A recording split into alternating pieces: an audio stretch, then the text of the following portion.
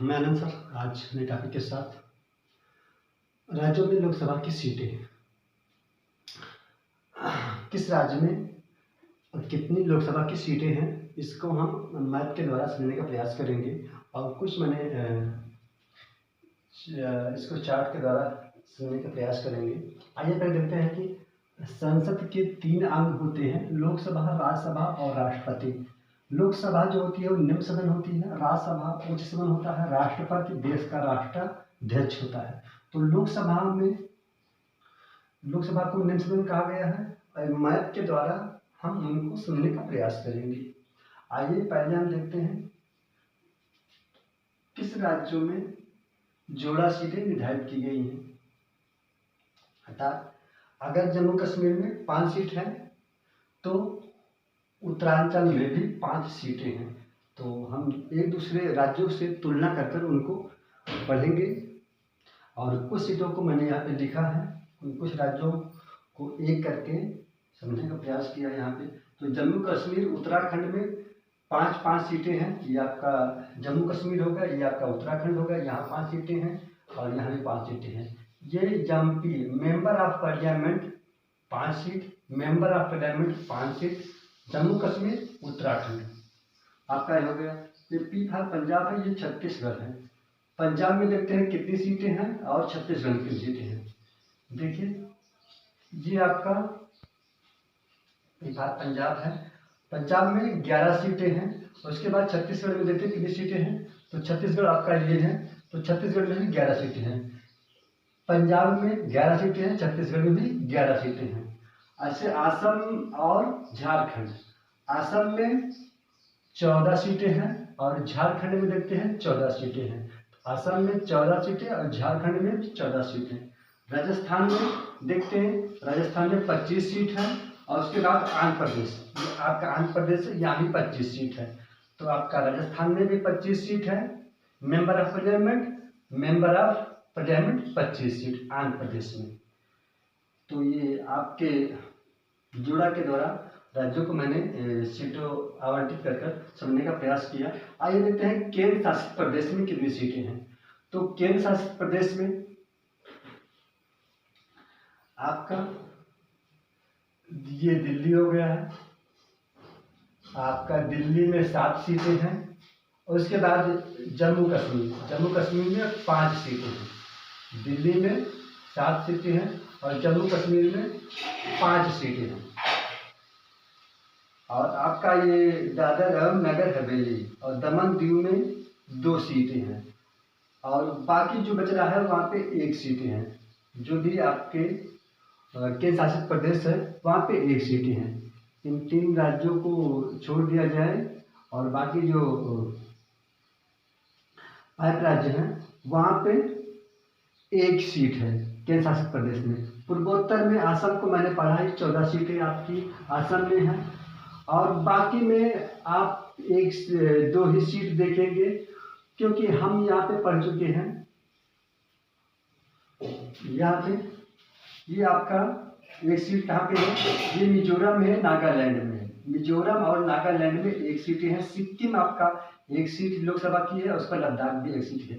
Sikkim 1 seat है, लद्दाख की भी 1 सीट है। और उसके बाद यहाँ पे मिजोरम में 1 सीट है और आपका नागालैंड में 1 सीट है। ये पूर्वोत्तर के राज्य हुए, पूर्वोत्तर में। और बाकी में जो बचे वहाँ पे 2 सीटें हैं। असम को छोड़ दिया जाए, इन दो नागालैंड और मिजोरम को छोड़ दिया जाए। और मिजोरम को जो यहाँ पे 1 सीटें हैं, बाकी और जो राज्य है, चाहे वो आपका अरुणाचल प्रदेश हुआ, चाहे आपका ये मेघालय हुआ, चाहे वो आपका ये मणिपुर हुआ, चाहे वो आपका त्रिपुरा हुआ, 2 सीटें हैं।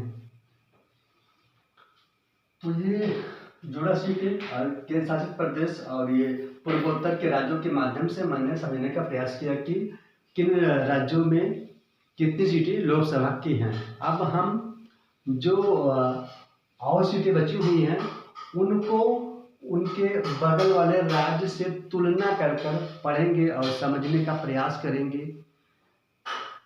आइए देखते हैं, मैप से ही देखते हैं। आपका ये नॉर्थ है, ये साउथ है, ये अपना ईस्ट है, ये ईस्ट है। नॉर्थ से ही देखते हैं। देखिए आपका ये हिमाचल प्रदेश है, ये हिमाचल प्रदेश में 4 सीटें हैं। अगर हम देखते हैं कि आपका जम्मू कश्मीर और उत्तरांचल में 5-5 सीटें, बीच में 4 सीट आपकी हिमाचल प्रदेश में है, तो इसको मध्य पढ़ेंगे। और उसके बाद है पंजाब और हरियाणा। पंजाब में 11 सीट है, हरियाणा में 10। पंजाब 1 सीट कम है, हरियाणा में 1 सीट कम है। पंजाब में 11, हरियाणा में 10। और पंजाब को और हम यहाँ पे ये छत्तीसगढ़ को तुलना करके पढ़ चुके हैं कि 11 सीटें हैं। अब आइए देखते हैं गुजरात और राजस्थान को तुलना कर देखने का प्रयास करते हैं। राजस्थान में 25 सीटें हैं और 1 सीट ज़्यादा गुजरात में 26 सीट। कितनी सीट है? राजस्थान में 25, गुजरात में 26। राजस्थान में 25, गुजरात में 26 सीटें हैं। ऐसे हम यहाँ पे देखते हैं बिहार में 40 सीटें हैं लोकसभा की, और यूपी में 80 सीट है। 40 गुना 80, 40 गुना 80। हम ऐसे ही पढ़ने का प्रयास करेंगे। उसके बाद एमपी में देखते हैं। एमपी में आपका 29 सीट है। कितनी सीटें हैं? 29 सीट है एमपी में। इसको हम किसी से तुलना नहीं कर रहे हैं, लेकिन ये 29 सीटें हमें इसको जानना होगा। यहाँ पे 29 सीटें हैं, बीच का आपका पार्ट है, यहाँ पे 29 सीटें हैं। और आइए देखते हैं, ये आपका पश्चिम बंगाल है, ये उड़ीसा है। पश्चिम बंगाल है और ये उड़ीसा है। उड़ीसा में 21 और उसकी जस्ट दूना पश्चिम बंगाल में 42। उड़ीसा में 21, इसकी जस्ट दूना बंगाल में 42 सीटें हैं। और इन राज्यों को मैंने अध्ययन कर चुके हैं। अब आइए हम इसके पश्चिम वाले तटीय क्षेत्रों को देखने का प्रयास करते हैं। देखिए यहाँ पे ये कर्नाटक है। कर्नाटक में 28 सीट है, यहाँ पे 48 सीट है। 28 और 48 अंतर कितना है? 20 का। उसको देते हैं केरल में 20 सीट है।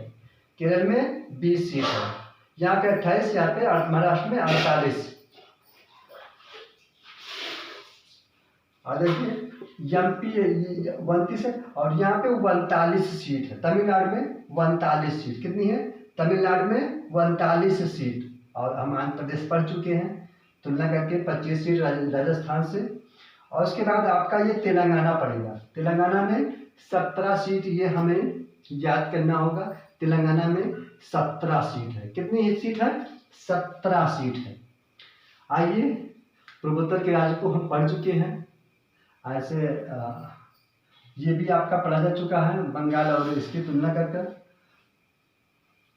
तो ये आपका राज्यों में लोकसभा की सीटें कितनी हैं, इसको मैंने जोड़ा सीटें केंद्र शासित प्रदेश के द्वारा और पूर्वोत्तर राज्यों के माध्यम से समझने का प्रयास किया।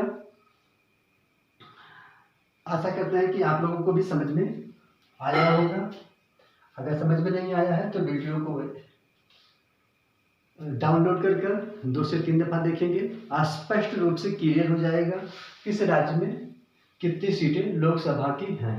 अगर एक दफ़ा ये स्पष्ट हो गया और राज्यों की स्थिति हमें स्पष्ट हो गई मैप के द्वारा, तो और क्वेश्चन हमारे लिए आसान होंगे।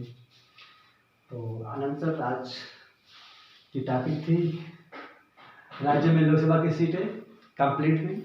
और अगले टाइम पे नए टॉपिक के साथ आनंद सर फिर उपस्थित होंगे। थैंक यू एंड धन्यवाद।